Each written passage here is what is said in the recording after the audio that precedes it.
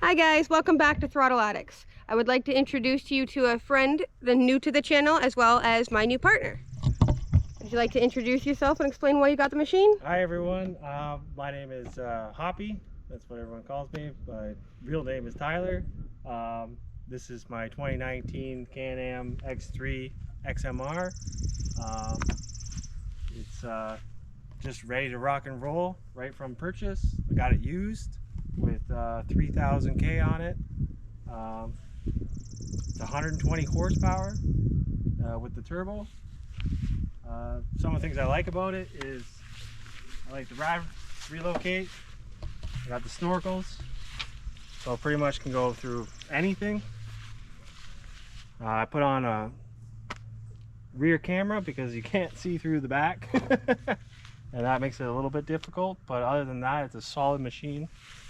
I got 32-inch tires on there and need some new ones, but Carnivores? yeah, some carnivores.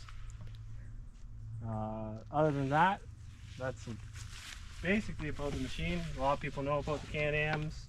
This group likes Polaris, so I'm the ugly duck in the group. We still love you just the same. Yeah, I know. Maybe I'll get into a Polaris one day so I can easily change parts with everybody. But now, what type of terrain is this vehicle best used for? this mud, trails, climbing.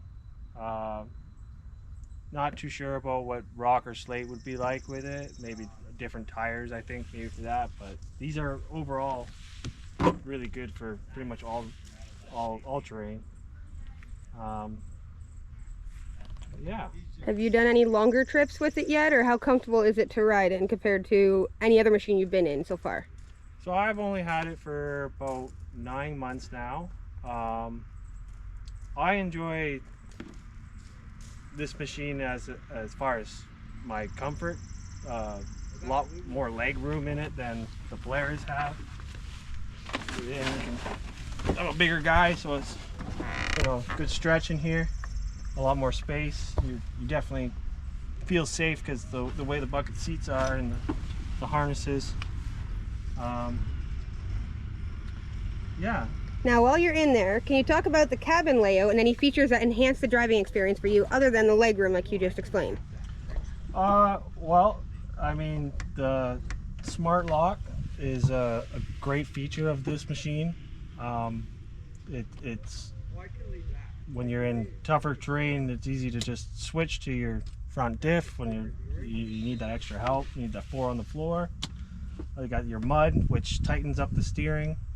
Trail loosens up the steering, so you're easily more nimbly. Not as good as the Polaris. They saw them through the trees a lot better than this thing.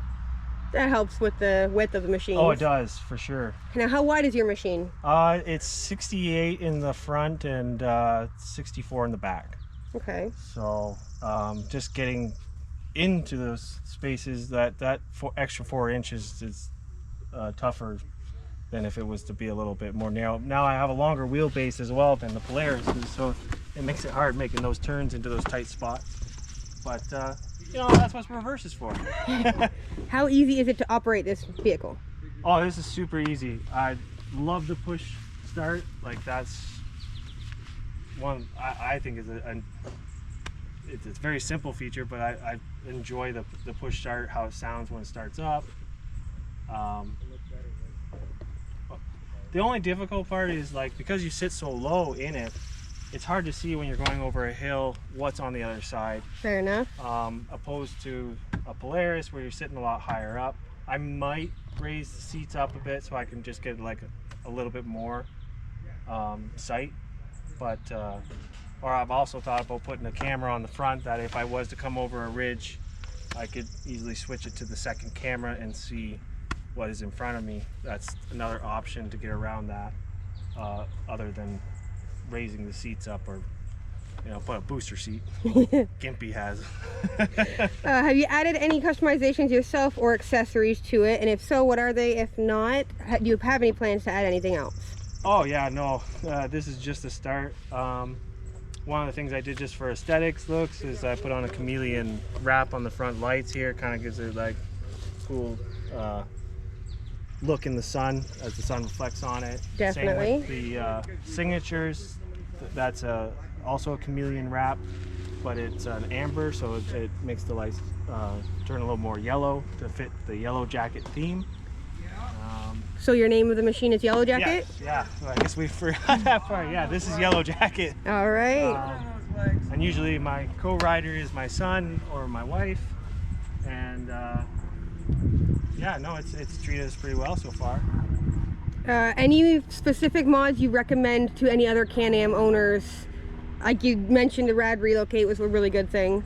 I think the Rad Relocate is a great thing to have, because if you're gonna come like doing some of the trails that we're doing, your nose is going straight down into the ground. It's not gonna get mud.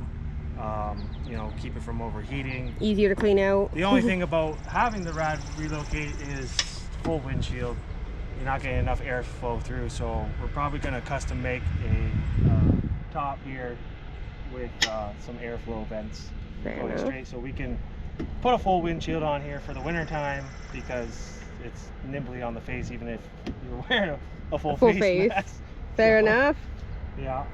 Any upcoming adventures or future plans you have planned with this machine? Dakar is definitely on the table for next year, probably bronze class. Just because everything is pretty much stock still. I'm sure if I was to do gold class, I'd be breaking a lot of stuff. So I think we'll start off easy in the bronze. But who knows? I might just be a co-pilot in Ratchet again, and we'll see if we can actually start the race instead of blowing up the clutch. Yeah. And what do you think of the handling or suspension of this machine?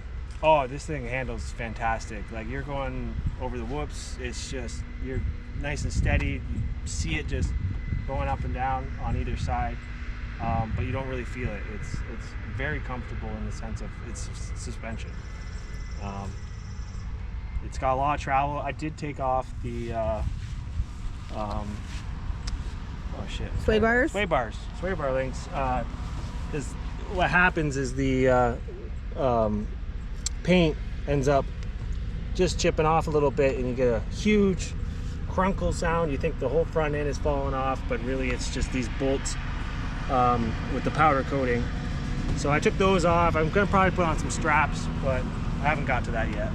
Fair enough. Well, we're looking forward to seeing you in more videos and having you help us out. No, I'm super excited, and yeah, I'll be looking after the Instagram, TikTok, some shorts, and interviews, and Kay's gonna take care of the rest.